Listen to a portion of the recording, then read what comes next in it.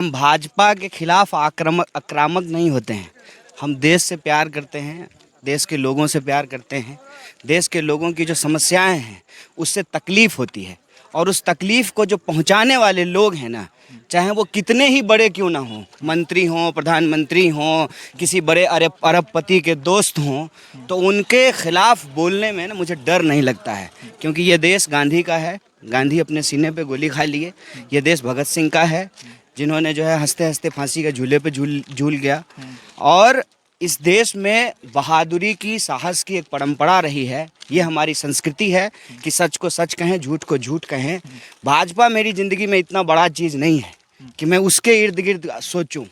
मेरे लिए, मेरे जीवन में मेरा समाज, मेरा देश, देश के लोग, देश की संस्कृति, इतिहास, मान्यता, पुराण, ये महत्वपूर्ण है। बीजेपी क्या है, 1980 में बनी है। देश का इतिहास 5000 साल का है। देश 1980 से नहीं शुरू हुआ है। इसीलिए आप मुझे उस पिक्चर में फिट मत कीजिए। जहाँ तक यात्रा का सवाल है, यात्रा, मैं बार बार कह रहा हूँ, ज़मीन से देश जुड़ा हुआ है, भावनाओं से देश जुड़ा रहे। इस देश के भीतर जो रहने वाले लोग हैं वो प्यार से रहें, प्रेम से रहें, सद्भाव से रहें। लोगों की तकलीफ़ से लोगों को तकलीफ़ हो, लोगों की खुशी से लोगों को खुशी हो, और हम एक बेहतर समाज के निर्माण में अपनी भूमिका निभा सकें। इस उद्देश्य को लेकर के हम चल रहे हैं। यह देश इकट्ठा रहे। इस देश में रहने वाले जो लोग हैं उनकी जो अर्थव्यवस्था है, उनकी जो सामाजिक परिस्थिति है, और देश के जो राजनीतिक हालात हैं, उसको जब आप ध्यान से देखेंगे तो आपको दिखेगा कि देश में अमीरी गरीबी की खाई बढ़ रही है। खाई जब बढ़ती है, इसका मतलब जो है लोगों के बीच जो है वो भेद बढ़ता है। और देश में अर्थव्यवस्था की हालत ये है कि रुपया लगातार नीचे गिरता जा रहा है। तो इस टूटी हुई अर्थव्यवस्था का हम कमर जोड़ना चाहते हैं। सामाजिक हालत ये है कि बार बार आप देखेंगे कि एक भेदभाव किया जाता है। आप देख लीजिए, बिल्किस बानो के बलात्कारियों को छोड़ देने की बात हो रही है, और जो निर्दोष लोग हैं उनको जेलों में बंद करके रखा है। तो ये जो भेदभाव है ये गलत है। ये समाज में जो नफरत फैलाने वाले लोग हैं, जो हमको आपस में लड़ाते हैं, कभी क्षेत्र के नाम पे, कभी Bihari, Uttar Pradesh, Marathi, South India, North India करते हैं, कभी जात के नाम पे लड़ाते हैं, कभी धर्म के नाम पे लड़ाते हैं, मंदिर मस्जिद के नाम पे लड़ाते हैं। इससे देश कमज़ोर होता है। हम चाहते हैं देश मजबूत रहे, और उसी मजबूती को प्रदान करने के लिए, समाज को इकट्ठा करने के लिए भारत जोड़ो यात्रा है। जहाँ तक राजनीति का सवाल है, राजनीति भी हम देख रहे हैं, धन बल बाहुबल से जो है आज लोकतंत्र को हरण करने का प्रयास किया जाता है। आप ईवीएम उवीएम छोड़ दीजिए, आप ये देखिए कि चुने हुए विधायक को खरीद लिया जाता है। ऐसी परिस्थिति में आम लोगों का विश्वास जो है लोकतंत्र के प्रति कैसे बना रहेगा? उस विश्वास को बनाए रखने के लिए कि आप घबराएं नहीं। इस देश में लाखों करोड़ों ऐसे लोग हैं जिनका दर्द एक जैसा है। जब हम सड़क पे चल रहे हैं तो हमको पता चल रहा है कि जो मजदूर थे उनके पाँव में छाले कैसे पड़े थे जब वो कोविड के दौरान पैदल चल रहे थे। हमको ये महसूस होता है जब हम लोगों से घर घर जा कर के मिल रहे हैं। सड़कों के किनारे आप देख लीजिए लोग बैठे हुए हैं। जब हम इनसे बात करते हैं तो वो आंध्र प्रदेश में भी यही कहते हैं कि विकास की हालत बहुत ख़राब है, लोगों को रोज़गार नहीं मिल रहा है, करप्शन होता है। तो चाहे बिहार का बेरोजगारी का दर्द हो या केरल का बेरोजगारी का दर्द हो, ये दर्द एक है। तो हम उस दर्द में जो है साझा रहें उनके साथ। उनकी तकलीफ़ में जो है हम उनको अपनी मन की बात सुनाने के लिए नहीं आए, हम उनकी सुनने आए हैं। और मैं समझता हूँ कि इस यात्रा में राहुल जी के साथ साथ जो तमाम भारत यात्री चल रहे हैं, और हजारों लोग अलग अलग स्टेट में अतिथि यात्री के रूप में, इंटर स्टेट यात्री के रूप में, और बहुत सारे ऐसे लोग हैं जो बिना किसी नाम का, पहचान का, फोटो का, जिनका राजनीति से कोई लेना देना नहीं है, बस वो इस देश में जो हो रहा है, जब किसी को मारा जाता है, किसी के साथ बलात्कार किया जाता है, जब किसी ऑफिस में जो किसी साधारण इंसान को के साथ बदतमीजी की जाती है, किसी छोटे से काम के लिए जब उसको घूस मांगा जाता है, जो इस देश से प्यार करने वाले लोग हैं, जिनको भी तकलीफ हो रही है, उस यात्रा में शामिल हो रहे हैं। लगातार संख्या बढ़ती जा रही है। लोग कह रहे थे कि आंध्र प्रदेश में जो है कांग्रेस पार्टी खत्म हो गई है, तो लोग नहीं होंगे। आप देखिए विजुअल सामने देख लीजिए, और यहाँ आसपास गाँव नहीं है, तो लोग 5-5 किलोमीटर 10-10 किलोमीटर चल करके आते हैं सड़कों के किनारे, हमको हमारा अभिनंदन करते हैं, राहुल जी से मिलते हैं।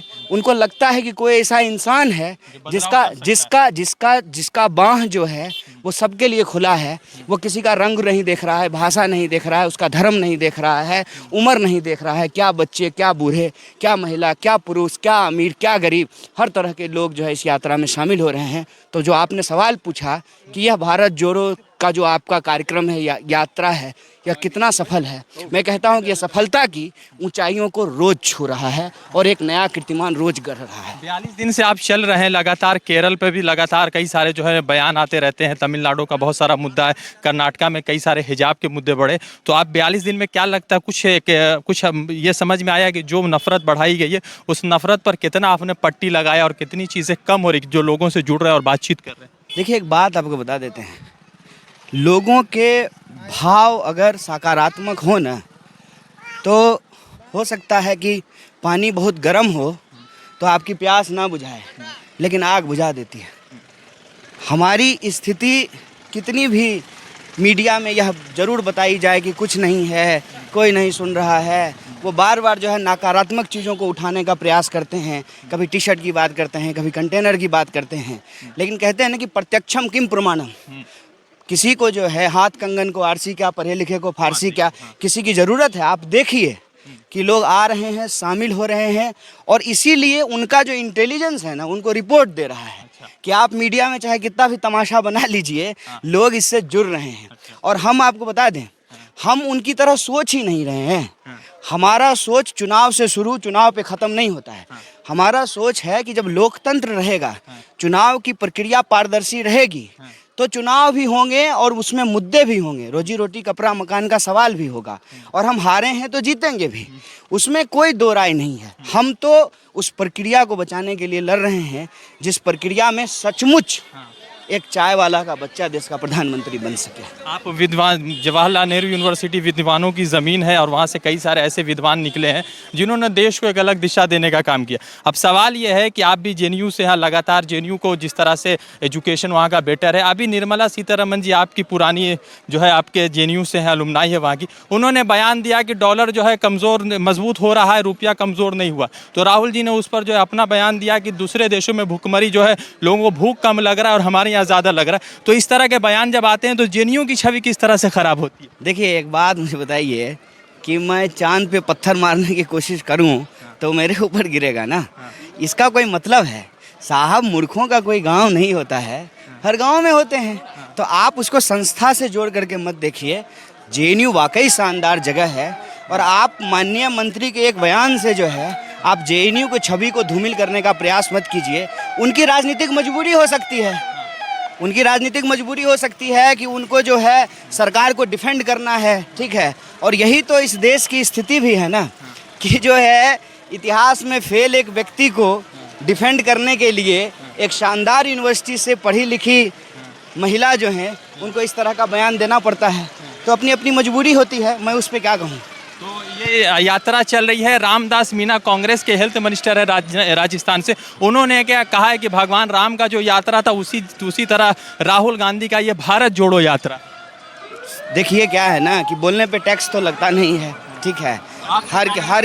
हर किसी को बोलने की आज़ादी है, ठीक है। आप हमसे इस यात्रा के अनुभव पे बात कीजिए। मेरा जो अनुभव था हमने आपसे साझा किया, और आप हमको सुने, आपके दर्शक ने हमको सुना। आप सबको बहुत बहुत धन्यवाद।